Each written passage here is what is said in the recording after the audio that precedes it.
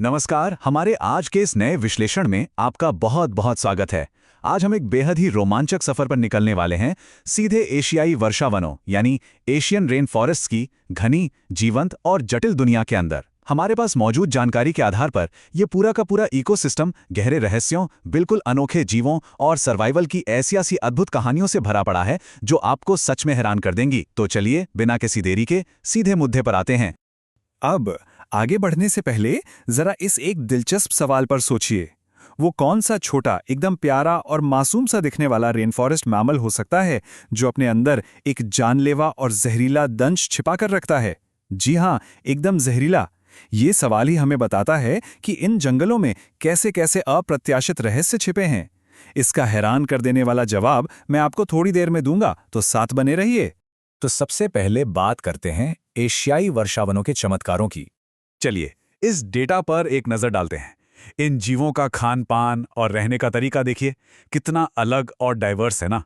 एक तरफ हमारे पास साउथ ईस्ट एशिया का सनबियर है जिसे शहद खाना बहुत पसंद है, तो दूसरी तरफ ओरिएंटल पाइड हॉर्नबिल है जिसकी दावत छिपकलियों और जंगली फलों से होती है।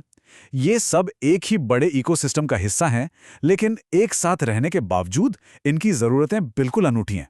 एक ही जंगल में रहते हुए भी सबने अपना अपना अलग रास्ता चुना हुआ है। और हाँ, बात सिर्फ जानवरों की नहीं है, यहाँ के पेड़ पौधों ने भी सर्वाइवल की गजब की रणनीतियां बना रखी हैं। अब रैफ्लेशिया फूल को ही ले लीजिए। ये दुनिया का सबसे बड़ा फूल माना जाता है, लेकिन इसके पास जाने की गलती मत कीजिएगा। क्यों?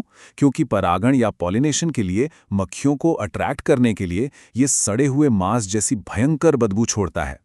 ये प्रकृति की एक बहुत ही स्मार्ट बायोलॉजिकल ट्रिक है। इसकी गंध इतनी ज्यादा तेज होती है कि एक अच्छी खासी सूंघने की शक्ति वाला सन बियर भी इससे कोसों दूर भागता है ना कमाल की बात। आगे बढ़ते हैं और देखते हैं वन्य जीवों के कुछ अविश्वसनीय शारीरिक अनुकूलन यानी फिजिकल अडैप्टेशंस। यहां दिमाग में एक बहुत ही मजेदार सवाल आता है। जरा सोचिए, एक स्तनपायी जीव यानी एक मैमल बिना पंखों के भला हवा में कैसे उड़ सकता है? मुमकिन नहीं लगता ना। यही सवाल हमें मलयन कोलुगो के बारे में जानने को मजबूर करता है, जिसे लोग प्यार से सुंडा फ्लाइंग लेमोर भी कहते हैं। तो इस रहस्य का जवाब है पटेजियम। असल में मलयन कोलुगो किसी पक्षी की तरह पंख फड़फड़ाकर नहीं उड़ता। इसके बजाय ये पटेजियम नाम की एक खास स्किन का इस्तेमाल करता है। ये स्किन इसके गले से लेकर चारों पैरों तक एक पैराशूट की तरह फैली होती है। यह अद्भुत बनावट इसे ऊंचे ऊंचे पेड़ों के बीच हवा में बड़े आराम से ग्लाइड करने या फिसलने की ताकत देती है। शायद आपके मन में यह सवाल आ रहा हो कि यह कितनी दूर तक जा सकता है। तो सुनिए, अपने इस पटेजियम का इस्तेमाल करके एक कुलुगो बिना ज्यादा ऊंचाई खोए रेन फॉरेस्ट के खुले हिस्सों में 100 मीटर से भी ज्यादा दूरी तक ग्लाइड कर सकता है। 100 मीटर! ये घने जंगल में शिकारियों से बचने और एक पेड़ से दूसरे पेड़ तक जाने का एक सुपर एफिशिएंट तरीका है। अब इस तस्वीर को देखिए।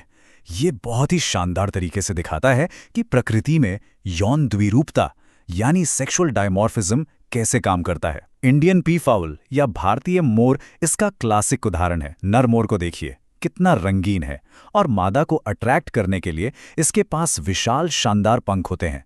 वहीं दाईं तरफ मोरनी है जिसके रंग काफी फीके होते हैं, और ऐसा इसलिए ताकि वो शिकारियों की नजरों से बचकर छिप सके। वैसे आपको बता दूं कि ये मोर दुनिया के सबसे बड़े उड़ने वाले पक्षियों में से एक है। तो हमने देखा कि ये शारीरिक बनावट सिर्फ दिखावे के लिए नहीं होती, ये इनके सर्वाइवल का सबसे बड़ा हथियार है। सन बियर के उन बड़े बड़े और मजबूत पंजों को देखिए। वे पेड़ों की छाल और दीमकों के घोंसलों को आसानी से चीरने फाड़ने के लिए एकदम परफेक्ट है। वहीं दूसरी तरफ ओरिएंटल पाइड हॉर्नबिल की वो लंबी, नीचे की तरफ मुड़ी हुई चोंच किसी स्विस आर्मी नाइफ से कम नहीं है। छिपकलियों को पकड़ने से लेकर घोंसलों को सील करने के लिए मिट्टी बटोरने तक ये चोंच हर काम में माहिर है। चलिए अब अपने अगले हिस्से पर आते हैं, जानवरों के चौंकाने वाले रक्षा तंत्र। क्योंकि जंगल में सिर्फ खाना खोजना ही नहीं, बल्कि खुद को किसी और का खाना बनने से रोकना भी उतना ही जरूरी है। और हाँ, अब वक्त आ गया है हमारे उस शुरुआती रहस्य से पर्दा उठाने का। याद है मैंने एक छोटे प्यारे जानवर का जिक्र किया था? वो है सुंडा स्लो लॉरिस। ये जीव देखने में इतना क्यूट और मासूम लगता है कि कोई भी इसे उठाना चाहेगा। लेकिन रुकिए, ये एक बेहद खतरनाक डिफेंस मैकेनिज्म से लैस होता है। इसकी सिर्फ एक बाइट, जी हाँ, एक जहरीला दंश इंसान को भी गंभीर रूप से बीमार कर सकता है। ये काम कैसे करता है, ये जानना और भी दिलचस्प है। जब भी स्लो लोरिस को कोई खतरा महसूस होता है तो वो भागता नहीं है, बल्कि अपनी जगह पर एकदम स्टैचू की तरह जम जाता है। फिर वो अपने पंजों से अपना चेहरा ढकता है और अपनी कोहनियों को चाटने लगता है। चौंकिए मत, असल में उसकी कोहनी के पास एक ग्रंथि होती है जिससे एक जहरीला रसायन निकलता है। ये रसायन लार में मिलकर एक खतरनाक जहर बन जाता है। ये इतना पावरफुल है कि एक भूखा सन बियर भी बस इसकी गंध सूंघकर अपना रास्ता बदल लेता है। स्लो लॉरिस जहां केमिकल डिफेंस का इस्तेमाल करता है, वहीं हमारा मोर एक विजुअल डिफेंस या डराने की रणनीति अपनाता है। जब कोई जंगल बिल्ली जैसा शिकारी इस पर हमला करने की सोचता है तो मोर तुरंत अपने उन विशाल और खूबसूरत पंखों को फैला लेता है। इससे वो अचानक अपने असली आकार से कई गुना बड़ा दिखने लगता है। ये शानदार तरीका शिकारी के छक्के छुड़ाने और उसे वहां से भगाने के लिए काफी होता है। अंत में हम एक बहुत ही गंभीर विषय की ओर बढ़ते हैं, वर्षावन के आवासों पर मंडराते खतरे। तो देखिए, समझने वाली सबसे अहम बात यह है कि इंसानी गतिविधि का एक बहुत बड़ा डोमिनो इफेक्ट होता है। जब हम लकड़ी या फर्नीचर के लिए पेड़ काटते हैं, घर बनाने के लिए जमीन साफ करते हैं या फिर जंगलों में आग लग जाती है, तो इसका सीधा असर इन जानवरों पर पड़ता है। ये सब मिलकर हॉर्नबिल और कोलुगो जैसे बेहद खास जीवों के घरों को पूरी तरह से उजाड़ देते हैं। ये जानवर अपनी विशिष्ट जरूरतों के कारण कहीं और जाकर बस भी नहीं सकते। और सबसे दुखद बात है वन्य जीवों का अवैध व्यापार, यानी इलीगल पेट ट्रेड। सुंडा स्लो लॉरिस के लिए तो उसका वो प्यारा सा चेहरा ही सबसे बड़ी मुसीबत बन गया है। लोग उन्हें घरों में पालने के लिए खरीदते हैं, जिससे ये प्रजाति आज अत्यधिक संकटग्रस्त या एंडेंजर्ड हो गई है। कैद में रहने से उनका जीवन काल बहुत ही छोटा हो जाता है। हमारे इस विश्लेषण का एक बहुत ही साफ संदेश है, जंगली जानवर सिर्फ और सिर्फ जंगल में ही अच्छे लगते हैं, हमारे घरों में नहीं। आज के इस विश्लेषण को खत्म करते हुए मैं आपके सामने एक विचार छोड़ना चाहता हूं। जरा सोचिए, क्या होता है जब किसी पूरे इकोसिस्टम के सबसे खास और संवेदनशील जीव अपना प्राकृतिक घर हमेशा के लिए खो देते हैं?